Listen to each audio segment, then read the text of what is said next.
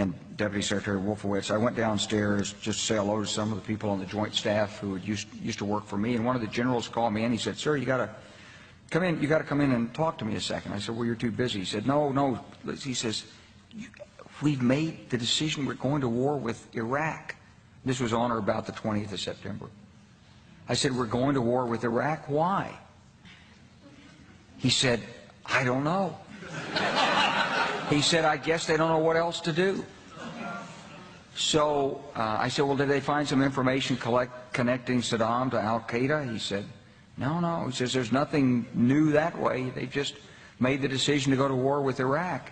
He said, "I guess it's like we don't know what to do about terrorists, but we've got a good military and we can take down governments." And he said, "I guess if the only tool you have is a hammer, every problem has to look like a nail."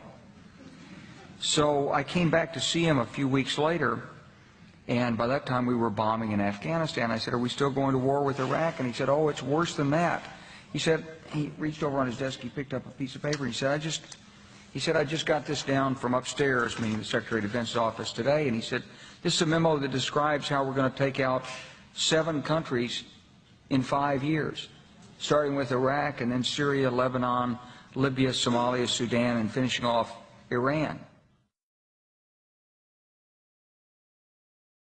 The truth is about the Middle East is, had there been no oil there, it would be like Africa.